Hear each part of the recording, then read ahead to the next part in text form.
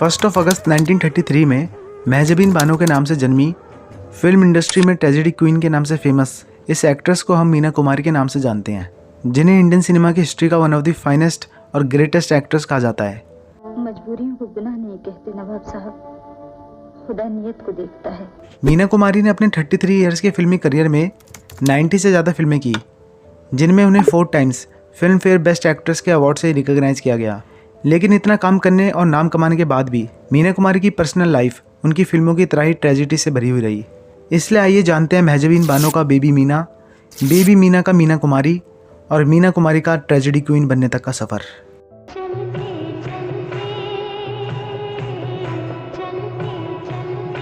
मीना कुमारी का जन्म 1 अगस्त 1933 में बॉम्बे में हुआ, जो कि उनके पिता अली बख्श के लिए एक बहुत बड़ी डिसअपॉइंटमेंट थी, बिकॉज ही वांटेड अ सन। यहाँ तक कि अली बख्श के पास उस डॉक्टर को देने तक के लिए भी पैसे नहीं थे जिसने मीना कुमारी की डिलीवरी करी थी। साथ ही अली बख्श मीना कुमारी को एक ऑर्फनेज में रखकर आ गए थे, but after few hours later उन्होंने अपना माइंड चेंज करा और मीना कुमारी को वापस ले आए। खैर 5 साल की उम्र में उन्होंने अपनी एक्टिंग करियर की शुरुआत करी, जहाँ उन्होंने विजय भट्ट प्रोडक्शन में कई मूवीज़ करी और भट्ट ने महजबीन को 1940 की फिल्म एक ही भूल में बेबी मीना के नाम से क्रेडिट दिया। धीरे धीरे लेट 40s की पिया घर आजा और बिछड़े बालम में उन्होंने न सिर्फ एक्टिंग ही करी, बल्कि इन फिल्मों में वो गाने गाते हुए भी नजर आई। –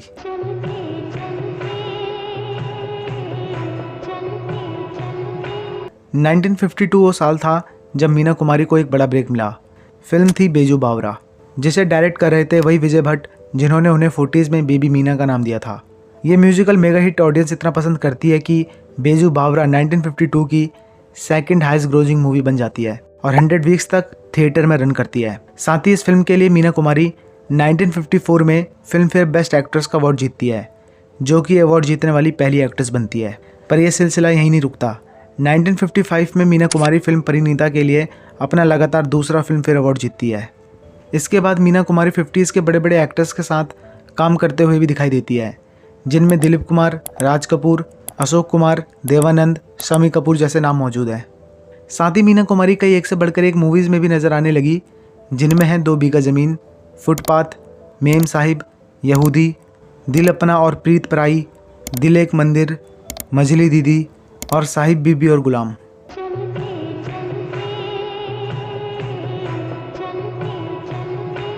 कमाल अमरोही, जो कि उस दौरान इंडिया के फेमस डायरेक्टर और स्क्रीन राइटर थे, उनकी मुलाकात मीना कुमारी से पहली बार 1938 में हुई, जब वो अपनी लिखी हुई फिल्म जेलर के लिए चाइल्ड एक्टर की तलाश कर रहे थे। कुछ सालों बाद 1952 की फिल्म तमाशा के सेट में दादा मोनी यानी अशोक कुमार ने कमाल अमरोही को मीना कुमारी से इंट्रोड्यूस कराया, जिसके बाद अमरोही ने उन्हें अपनी अपकमिंग मूवी अनारकली ऑफर की।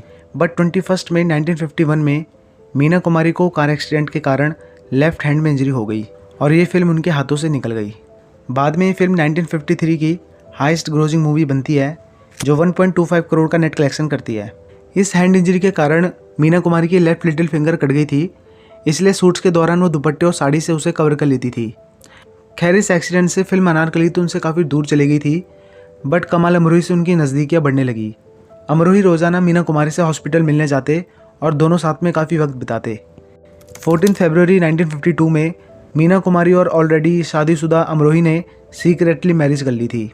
1953 में दोनों ने फिल्म दायरा बनाई, जो कि उनकी ही लव स्टोरी पर बेस्ड थी, जिसे क्रिटिक्स से पॉजिटिव फीडबैक मिला।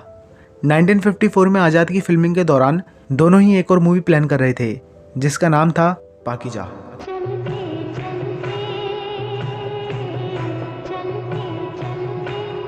देखिए इस फिल्म को बनने में लगभग 16 ईयर्स लग गए थे, जिसके पीछे कई रीजंस थे। First, screen play. 1956 में कमाल अमरोही ने फिल्म पाकीजा का स्क्रीन प्ले लिखा। उस समय कई सिमिलर थीम्स वाली फिल्म्स में वल्गर सीन्स होते थे, बट अमरोही नहीं चाहते थे कि पाकीजा भी कुछ इसी तरह की हो, इसलिए उन्होंने स्क्रीन प्ले को बहुत रियलिस्टिक और अनवल्गरिस्ट बनाया और समय के साथ साथ वो इसे अपडेट करते रहे। आपके पाँव देखे बहुत हसीन है, इन्हें जमीन पर मत उतारिएगा, मैले हो जाएंगे। सेकंड रीजन था कास्टिंग। पहले अमरोही ने सलीम के कैरेक्टर के लिए दादा मोनी को चुना था, बट बाद में इस कैरेक्टर के लिए धर्मेंद्र को कास्ट किया गया। लेकिन अमरोही ने नोटिस किया कि मीना कुमारी की धर्मेंद्र से अच्छी दोस्ती है, जो मीना कुमारी को फिल्मिंग से डिस्ट्रैक्ट कर रहा है। इसलिए इस कैरेक्टर के लिए आखिरी में राजकुमार को फाइनल किया गया, जिन्होंने 1968 में कास्ट को ज्वाइन करा, और दादा मोनी यानी अशोक कुमार को शहाबुद्दीन का कैरेक्टर दिया गया। इस दूर दराज जजीरे पर मेरे इस खैमे की तन्हाई में कौन बसा गया है आपको? थर्ड रीजन था शूटिंग। पाकीज़ा की शूटिंग जब स्टार्ट हुई तब इसे ब्लैक एंड वाइट फॉर्मेट में बनाया जा रहा था।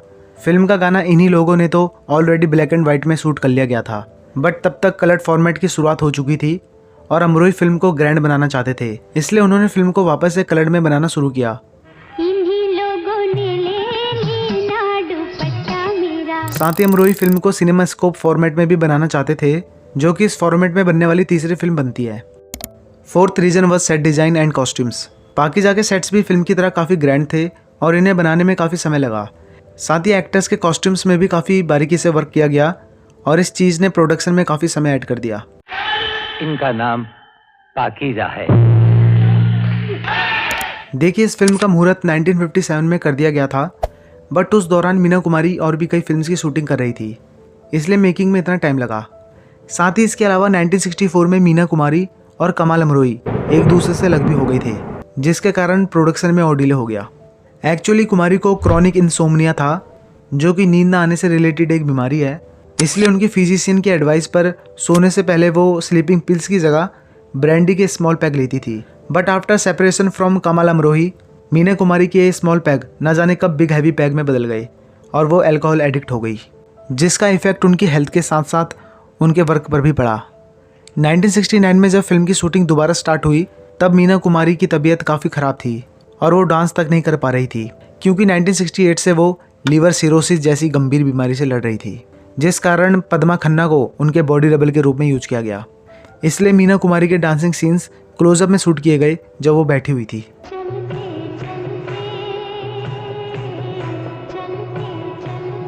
फाइनली इस क्लासिकल म्यूजिक फिल्म पाकीज़ा को 4 फरवरी 1972 में बॉम्बे के मराठा मंदिर में प्रीमियर किया गया, जिसके बाद ऑडियंस को ये फिल्म काफ़ी पसंद आई, स्पेशली इसका साउंड ट्रैक, जो कि 70s का one of the highest selling Bollywood sound track बना, और इसे कंपोज किया था गुलाम मोहम्मद साहब ने। लेकिन 1968 में उनकी डेथ के बाद इसे लेजेंडरी कंपोजर नौशाद ने कंप्लीट किया, जिन्होंने मुगल आजम जैसी रोमांटिक म्यूजिकल फिल्म के गाने भी कंपोज किए थे। पाकीज़ा के 5 गाने तो सुपर डुपर हिट हुए थे, जिनमें थे इन्हीं लोगों ने, थाड़े रहियो, चलते चलते, मौसम है आशिकाना और चलो दिलदार चलो चांद के पार चलो। वैसे तो ये फिल्म बॉक्स ऑफिस में एवरेज परफॉर्म कर रही थी, बट एक घटना के बाद फिल्म को बॉक्स ऑफिस में काफ़ी बूस्ट मिला, और वो घटना थी मीना कुमारी की डेथ। 28 मार्च 1972 को मीना कुमारी कोमा में चली गई और 31 मार्च 1972 को सिर्फ 38 ईयर्स की एज में वो दुनिया को अलविदा कह गई। इस घटना के बाद फिल्म के कलेक्शन में काफ़ी तेज़ी आई। ऑडियंस भारी मात्रा में मीना कुमारी की आखिरी फिल्म देखने के लिए थिएटर जाने लगे और ये फिल्म 1972 की सेकंड हाईएस्ट ग्रोजिंग मूवी बन गई, जिसे आज एक कल्ट क्लासिक कहा जाता है।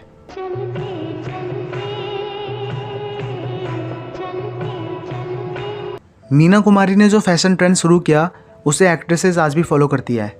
उनकी फ्लोरल और ट्रेडिशनल बनारसी सिल्क, साथ ही कांजीवरम साड़ीज़ भी कभी फैशन से बाहर नहीं गई। उनके स्टेप्सन ताजदार अमरोही कहते हैं कि पाकीज़ा के मौसम है आशिकाना सॉन्ग से मीना कुमारी ने लुंगी पहनने वाली लड़कियों का एक न्यू फैशन ट्रेंड सेट किया। Famous film maker Sanjay Leela Bhansali Pakeezah में मीना कुमारी की ब्यूटी और ग्रेस को आज भी अप्रिशिएट करते हैं। बॉक्स ऑफिस इंडिया की टॉप एक्ट्रेसेस की लिस्ट में वो 1952 से 1961 तक फीचर की गई। साथ ही साहिब बीबी और गुलाम में उनकी एक्टिंग को आज भी इंडियन सिनेमा की one of the greatest performance में कंसीडर किया जाता है। 2012 में एनडीटीवी की the most popular Bollywood actress of all time की लिस्ट में मीना कुमारी को रैंक 3 में प्लेस किया गया और 2021 में टाइम आउट ने भी उन्हें अपनी 10 बेस्ट बॉलीवुड एक्ट्रेस की लिस्ट में 3rd रैंक में प्लेस किया। मीना कुमारी जितनी अच्छी अदाकारा थी उतनी अच्छी शायर भी थी, जो कि नाज नाम से अपनी शायरी गज़ल लिखा करती थी। हाल ही में ये भी खबर आई कि टी सीरीज़ मीना कुमारी पर बायोपिक बनाने जा रहा है, जिसे डायरेक्ट करने वाले हैं famous fashion designer Manish Malhotra, और मीना कुमारी का रोल प्ले करेंगी कृति सैनन। सो गाइज, इसमें कोई शक नहीं कि मीना कुमारी इंडियन सिनेमा की लेजेंडरी एक्ट्रेस थी, जिनकी एक्टिंग, एक्सप्रेशंस, ब्यूटी और किस्सों की आज भी बात होती है। तो दोस्तों, ये थी इंडियन सिनेमा की ट्रेजेडी क्वीन मीना कुमारी। अगर मीना कुमारी के वर्क को आपने फॉलो किया है तो कमेंट करके ज़रूर बताएं कि मीना कुमारी की कौन सी मूवी आपकी फेवरेट है। साथ ही ट्रेजेडी क्वीन मीना कुमारी की लाइफ से जुड़ी ये वीडियो आपको पसंद आई तो आपको ट्रेजेडी किंग दिलीप कुमार से जुड़ी ये वीडियो भी ज़रूर पसंद आएगी, जिसका लिंक आपको डिस्क्रिप्शन में मिल जाएगा। वीडियो पसंद आए तो लाइक एंड शेयर जरूर करें। इसके अलावा ऐसी और अमेजिंग वीडियोज़ के लिए फिल्मी गुरु चैनल को सब्सक्राइब करें। जय हिंद।